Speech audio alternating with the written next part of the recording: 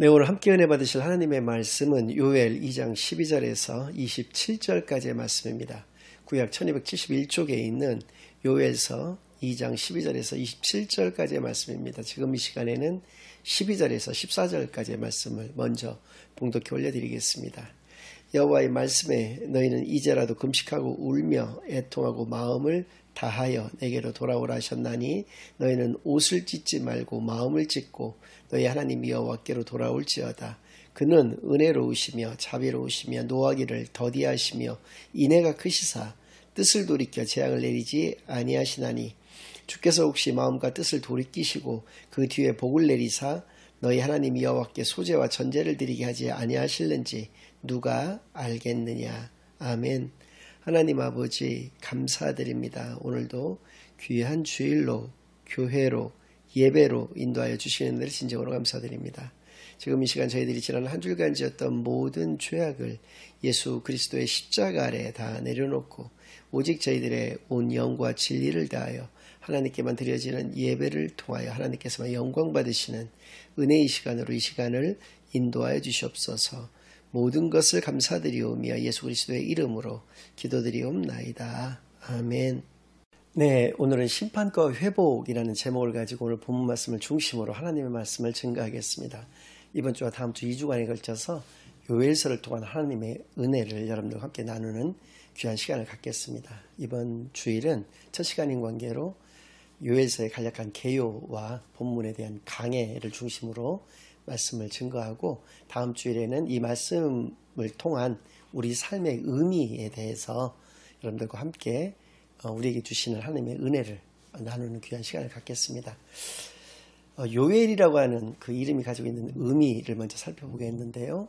요는 야와 함께 여호와를 의미하는 그런 단어입니다. 엘은 엘리와 함께 하나님을 의미하는 단어이거든요. 그래서 요엘이라고 하는 이름은 여호와는 하나님이시다라고 하는 의미를 가지고 있고 그런 의미에서 엘리야 역시도 같은 의미를 가지고 있습니다. 하나님은 여호와이시다라는 의미를 가지고 있기 때문에 요엘과 엘리야는 다른 사람이지만 그 이름이 가지고 있는 의미는 같다 이렇게 말씀을 드릴 수가 있고요.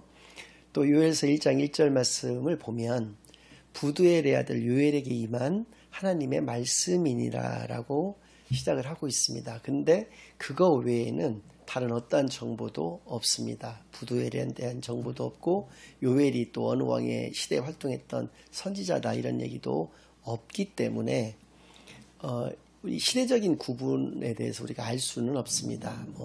신학자에 따라서 BC 9세기부터 또 혹은 BC 3세기까지 한 600년 정도의 이렇게 시차를 두고 이야기들을 하고 있는데 이 시대적인 구분은 중요하지도 않고 상관이 없습니다. 왜냐하면 모든 시대에 관통할 수 있는 그런 하나님의 말씀이 바로 요엘서의 내용이기 때문에 그렇다는 것이죠. 물론 모든 성경이 그렇습니다만은 요엘서가 특별히 그렇다. 그래서 그 시대적으로 어느 시대에 이것이 활동했던 선지자냐 쓰여진 성경이냐 이것은 중요한 것이 아니다라는 것이죠. 구조적인 것도 특별히 두 개로 구분할 수가 있는데 1장 1절부터 2장 17절까지는 오늘 그 설교의 제목과 같이 심판에 관련된 말씀입니다. 그리고 2장 18절부터 3장 21절 마지막 그까지의 말씀은 회복에 관한 그런 말씀을 우리에게 주고 계시는 것이거든요. 그러면 어떤 심판을 그들에게 허락하셨는지 먼저 좀 살펴볼 필요가 있겠는데 1장 4절 말씀을 먼저 읽어드리겠습니다. 팥중이가 남긴 것을 메뚜기가 먹고 메뚜기가 남긴 것을 느치가 먹고 느치가 남긴 것을 황충이 먹었도다. 여기에서 나오는 팥중이, 메뚜기, 느치, 황충이라고 하는 이 곤충들은 마치 명태, 황태, 생태, 동태 이렇게 얘기하는 것처럼 같은 생선을 상태에 따라서 이렇게 다르게 부르는 것처럼 이 메뚜기의 상태일 수도 있고 혹은 메뚜기의 단계일 수도 있는데 아무튼 메뚜기의 종류라는 것이죠. 이것들이 한 차례도 아니고 4차례나 걸쳐서 그 때로 몰려와서 곡식들을 다 없앤다라고 하는 것입니다. 그래서 예전에도 한번 말씀드린 적이 있는데 펄벅 여사가 지은 돼지라고 하는 그 소설과 영화를 보면 그가 있었던 중국의 그 지역에 메뚜기 떼가 출몰을 한번 한 적이 있었거든요. 몇 천만 마리, 뭐 몇 억 마리 이렇게 이제 와서 이제 초토화를 시키고 가는데, 그렇게 되면은 완전히 그냥 황무지가 돼버리고 마는 그런 상태가 되는 것이죠. 오늘날까지도 메뚜기 떼의 출현이 엄청난 비극적인 결과를 가지는 것을 우리가 어렵지 않게 찾아볼 수가 있습니다. 또한 그 발진푸스와 같은 전염병도 또 유행을 시키는 것이 바로 메뚜기 떼의 존재들이거든요. 이것이 한 차례도 아니고 팥종이, 메뚜기, 느치, 황충과 같이 4차례나 걸쳐서 그렇게 온다는 것은 이스라엘 땅이 이제 뭐 먹을 곡식은 하나도 남지 않는 그러한 황무지가 황폐해지는 그런 땅이 된다라고 하는 것, 그런 심판의 종류를 허락하신다는 것을 우리가 알 수가 있는 것이고요. 또 1장 6절 말씀을 또 읽어드리겠습니다. 다른 한 민족이 내 땅에 올라왔음이로다. 그들은 강하고 수가 많으며 그 이빨은 사자 이빨 같고 그 어금니는 암사자의 어금니 같도다. 이스라엘이라고 하는 작은 나라에 굉장히 강한 군대가 몰려 들어온다, 침략해 온다라고 하는 것입니다. 그랬을 때 나라가 완전히 멸망의 단계에 이르게 되는 것, 그것이 바로 하나님께서 그들에게 허락하셨던 심판의 모습이고 심판의 형태였다라고 하는 것인데, 이 강한 군대에 있어서 더 큰 문제가 있었는데 그건 2장 12절 말씀입니다. 제가 봉독해 올려드리겠습니다. 여호와께서 그의 군대 앞에서 소리를 지르시고 그의 진영은 심히 크고 그의 명령을 행하는 자는 강하니 여호와의 날이 크고 심히 두렵도다. 당할 자가 누구이랴. 여기에서 그의 군대 앞에서라고 되어 있는 것은 아까 전에 말씀드렸던 그 강한 군대, 뒤에 나옵니다만 북쪽 군대를 의미하는데, 북쪽 군대의 선봉에 서 있으신 분이 바로 하나님이시다라는 것이죠. 그 군대 자체에도 어떻게 막을 수 있는 형편이 안 되는데 선봉에 서 계신 분이 바로 그들을 지켜주시고 막아주셔야 되는 하나님께서 그 상대편 군대의 선봉에 서셔서 자기들을 치기 때문에 더 이상 살아남을 수 있는 확률이, 멸망당하지 않을 확률이 단 하나도 남아있지 않다라고 하는 것을 이렇게 말씀을 이렇게 주신 것이죠. 그랬을 때 우리가 어떻게 해야 할 것인가? 예견된 그런 미래에 대해서, 반드시 도래될 미래에 대해서 예언해 주기 위해서 하나님의 말씀을 우리에게 주시는 것은 아니다. 이것을 누차 말씀을 드린 적이 있는데, 이렇게 이스라엘 민족들이 멸망할 것이다 라고 하는, 이런 형태로 멸망할 것이다 라고 하는 것을 예언해 주신 이유는 바로 2장 12절에서 14절 방금 전에 읽어드렸던 그 말씀과 때문에 그렇습니다. 다시 한번 읽어드리겠습니다. 여호와의 말씀에 너희는 이제라도 금식하고 울며 애통하고 마음을 다하여 내게로 돌아오라 하셨나니 너희는 옷을 찢지 말고 마음을 찢고 너희 하나님 여호와께로 돌아올지어다. 그는 은혜로우시며 자비로우시며 노하기를 더디하시며 인애가 크시니 뜻을 돌이켜 재앙을 내리지 아니하시나니 주께서 혹시 마음과 뜻을 돌이키시고 그 뒤에 복을 내리사 너희 하나님 여호와께 소제와 전제를 드리게 하지 아니하실는지 누가 알겠느냐. 소제와 전제를 하나님께 드리게 된다라고 하는 것은 예배가 회복된다라고 하는 것. 그래서 이스라엘이 회복되어지는 그러한 놀라운 은혜를 그들에게 허락하여 주시는 것은 그들이 회개하고 하나님께로 돌아왔을 때 그러한 회복을 그들에게 허락하여 주시겠다라고 하는 것이죠. 그래서 하나님께로 돌아오고 그 전의 단계인 회개를 우리가 하지 않는 곳에는 이 멸망을 피할 수가 없게 된다. 이런 하나님의 심판의 손길을 피할 수 없게 된다라고 하는 것을 경고하여 주기 위해서 이 심판의 그런 모습들을 말씀해 주신 것이다라는 것이죠. 그래서 하나님께서는 우리가 하나님께로 돌아오고 또 하나님의 자녀로서의 그런 어떤 참된 그런 삶을 이 땅에서 살기를 바라셔서 요엘 선지자와 같은 그런 선지자들을 통해서 이렇게 하나님의 말씀을, 뜻을 증거하게 하신 것이다 라고 하는 것을 우리가 알 수가 있고요.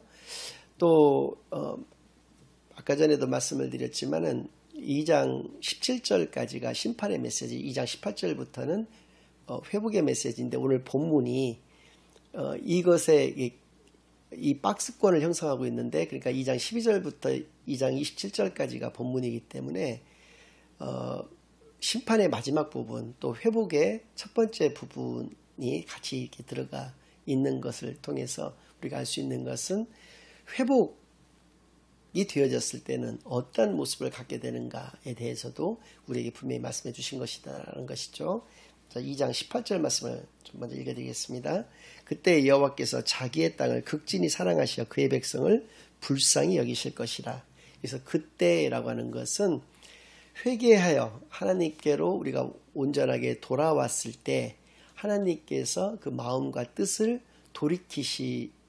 돌이키셨을 때를 의미하는 것이죠. 그래서 그때에, 그러니까 하나님의 시간표가 되었을 때에 하나님께서 자기의 땅을 극진히 사랑하신다. 제가 축도에서도 성부 하나님의 그 말씀을 드릴 때 극진히 사랑하신다라고 하는 것을 말씀을 드리고 있는 것이 바로 여기서 나온 단어인데요. 이것은 의역이고요. 직역을 하자면 뜨거운 마음을 가지시고라고 하는 의미를 가지고 있습니다. 우리가 불쌍해서 너무나 뜨거운 마음을 가지실 수밖에 없었고, 그것을 통해서 우리를 애통의 눈으로 보신다라고 하는 것을 우리가 알 수가 있는 것이죠. 그랬을 때 우리가 이제 회복이 되어지는 것인데, 회복의 모습 역시도 심판의 모습과는 반대되는 모습의 형태로 나타나게 된다는 것입니다. 19절 말씀인데요. 여호와께서 그들에게 응답하여 이르시기를 내가 너에게 곡식과 새 포도주와 기름을 주리니 너희가 이로 말미암아 흡족하리라. 내가 다시는 너희가 나라들 가운데에서 욕을 당하지 않게 할 것이며, 하나님의 회복의 첫 번째 모습은 바로 이렇다는 것입니다. 심판 때의 첫 번째 모습은 팥종이라든지 메뚜기, 느치, 또 황충과 같은 것들이 곡식들을 다 먹어버려서 초토화가 되어버리지만, 회복하여 주셨을 때는 우리가 풍족한 삶을 누릴 수 있도록 하나님께서 허락하여 주신다. 풍성한 곡식을 우리에게 주시고, 또 기름도 우리에게 허락하여 주시고, 모든 것들을, 또 포도주도 우리에게 흡족할 정도로 주시는 것을 통해서 우리가 경제적으로도 완전히 회복되어지는 것을, 그러한 축복을 허락하시는 것을 말씀하여 주신 것이고요. 20절 말씀, 내가 북쪽 군대를 너에게서 멀리 떠나게 하여 메마르고 적막한 땅으로 쫓아내리니 그 앞에 부대는 동해로 그 뒤에 부대는 서해로 들어갈 것이라. 상한 냄새가 일어나고 악취가 오르리니 이는 큰일을 행하였음이니라 하시리라. 북쪽에서 군대가 내려왔는데 하나님께서 이들을 한 부분은 동쪽으로, 한 부분은 서쪽으로 완전히 흩어버리시겠다. 그리고 상한 냄새, 역한 냄새가 그렇게 올라오는 이유는 그들의 시체가 쌓여서 그렇다라고 하는 것을 통해서 알 수 있는 것은, 강한 군대를 하나님께서 친히 무찔러 주시겠다라고 하는 것이죠. 심판의 순간에는 강한 군대를 보내셔서 그들의 손을 통해서, 그들의 칼을 통해서 이스라엘 민족들을 멸망시키시지만, 이제 그들을 회복하여 주실 때는 하나님께서 역시 친히 그들을 물리쳐 주시겠다라고 하는 그 약속을 통해서 이렇게 하나님께서 회복하여 주시겠다라고 하는 것을 분명히 말씀해 주신 것이죠. 이런 것을 통해서 21절에서부터 27절까지는 우리가 어떤 모습을 가지게 되는지에 대해서 말씀해 주시고 계십니다. 좀 빠른 속도로 제가 읽어드리겠습니다. 땅이여 두려워하지 말고 기뻐하며 즐거워할지어다. 여호와께서 큰 일을 행하셨음이로다. 들짐승들아 두려워하지 말지어다. 들의 풀이 싹이 나며 나무가 열매를 맺으며 무화과 나무와 포도나무가 다 힘을 내는도다. 시온의 자녀들아 너희는 너희 하나님 여호와로 말미암아 기뻐하며 즐거워할지어다. 그가 너희를 위하여 비를 내리시되 이른 비를 너에게 적당하게 주시리니 이른 비와 늦은 비가 예전과 같을 것이라. 마당에는 밀이 가득하고 독에는 새 포도주와 기름이 넘치리로다. 내가 전에 너희에게 보낸 큰 군대 곧 메뚜기와 느치와 황충과 팥중이가 먹은 횟수대로 너희에게 갚아주리니 너희는 먹되 풍족히 먹고 너에게 놀라운 일을 행하신 너희 하나님 여호와의 이름을 찬송할 것이라. 내 백성이 영원히 수치를 당하지 아니하리로다. 그런즉 내가 이스라엘 가운데 있어 너희 하나님 여호와가 되고 다른 이가 없는 줄을 너희가 알 것이라. 내 백성이 영원히 수치를 당하지 아니하리로다. 이렇게 분명히 말씀해 주셨습니다. 하나님께서 주시는 넘치는 기쁨과 아주 행복한 삶을 영위해 나갈 수 있다라고 하는 것, 그것이 바로 하나님께서 우리에게 주시는 회복의 모습이라고 하는 것을 분명하게 말씀들을 통해서 알려주신 것이죠. 그랬을 때 우리 역시도 회개하고 하나님께로 돌아오는 것, 특별히 옷을 찢지 말고 마음을 찢으라고 말씀하셨던 것이 가지고 있는 의미가 무엇인가? 그것은 형식적인, 우리 역시도 우리의 신앙이 회복되어야지 된다라고 하는 것인데, 우리의 신앙의 회복을 통해서 하나님께서 우리의 삶을 회복시켜 주신다라고 하는 것을 의미하는 것인데, 신앙의 회복은 어떤 것이냐? 예배가 회복되고 우리가 헌금이 회복되고 찬양이 회복되고 이런 것도 물론 회복의 한 형태일 수도 있겠지만, 중요한 것은 우리의 삶이 회복되는 것이다 라는 것입니다. 그래서 이사야서 1장 10절에서 17절까지는 우리에게 이렇게 말씀하여 주고 계시는데요. 너희 소돔의 관원들아 여호와의 말씀을 들을지어다. 너희 고모라의 백성아 우리 하나님의 법에 귀를 기울일지어다. 여호와께서 말씀하시되 너희의 무수한 재물이 내게 무엇이 유익하뇨? 나는 순양의 번제와 살찐 짐승의 기름에 배불렀고 나는 수송아지나 어린 양이나 순염소의 피를 기뻐하지 아니하노라. 너희가 내 앞에 보이러 오니 이것을 누가 너희에게 요구하였느냐? 내 마당만 밟을 뿐이니라. 헛된 재물을 다시 가져오지 말라. 분향은 내가 가증히 여기는 바요. 월삭과 안식일과 대회로 모이는 것도 그러하니 성에 아울러 악을 행하는 것을 내가 견디지 못하겠노라. 내 마음이 너희의 월삭과 정한 절기를 싫어하나니 그것이 내게 무거운 짐이라. 내가 지기에 곤비하였느니라. 너희가 손을 펼 때 내가 내 눈을 너희에게서 가리고 너희가 많이 기도할지라도 내가 듣지 아니하리니 이는 너희의 손에 피가 가득함이라. 16절부터 이제 17절 말씀이 우리의 삶이 회복되어야 된다라고 하는 것을 말씀해 주신 말씀인데, 너희는 스스로 씻으며 스스로 깨끗하게 하여 내 목전에서 너희 악한 행실을 버리며 행악을 그치고 선행을 배우며 정의를 구하며 학대받는 자를 도와주며 고아를 위하여 신원하며 과부를 위하여 변호하라 하셨느니라. 우리의 삶이 하나님의 자녀된 삶이어야 된다는 것이죠.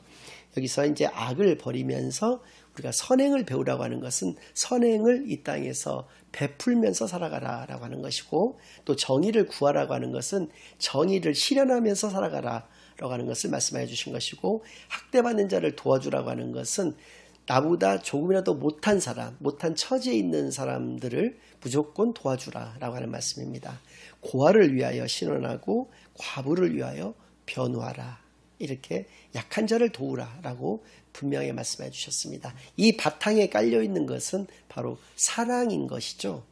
그래서 이웃사랑을 실천하는 삶이 우리 어떤 삶의 회복, 우리 신앙의 회복인 것을, 그것이 바로 예배가 회복되고 우리가 교회에 나가는 것이 회복되고 우리의 찬양이 회복되고 헌금이 회복되고 하는 것보다도 훨씬 더 중요한 것이고, 바로 이것을 하나님께서 원하시는 것임을, 이것이 이루어지지 않았을 때 하나님께 드려지는 모든 헌금들 하나님께서 가증히 여기신다. 전혀 받지 않으시겠다. 너희들이 나한테 기도를 할 때마다, 그런 상태에서 기도를 할 때마다 그것이 나한테는 짐이다. 내가 지기에 너무나 힘든 짐이다라고까지 분명히 말씀하여 주신 것을 깨달아서 우리가 온전히 하나님의 말씀을 알고 회개를 통해서 하나님께로 돌아가는 온전한 신앙이 회복되고, 또 말씀의 온전한 순종을 통해서 하나님의 참된 자녀로서의 복된 삶만을 이 땅에서 살아내시는데 부족함이 없는 저와 여러분이 되시기만을 예수 그리스도의 이름으로 간절히 축원합니다. 아멘. 이제는 우리 주 예수 그리스도의 은혜와 아버지 하나님의 극진하신 사랑과 성령 하나님의 내주인도 역사 교통하심이 회개와 하나님께로 돌아가는 귀한 하나님의 자녀된 삶과, 또 우리의 온전한 말씀의 순종을 통해서 우리의 하나님의 자녀된 그 신분과 권세를 온전히 이 땅에서 행하며 살아가는데 부족함이 없는 귀한 삶을 살아가겠노라 다짐하고 결심하고 돌아가는 모든 살아가는 주의 자녀들과 그 가정 위에, 그들의 생업 위에 이제로부터 영원까지 항상 함께 있을지어다. 아멘.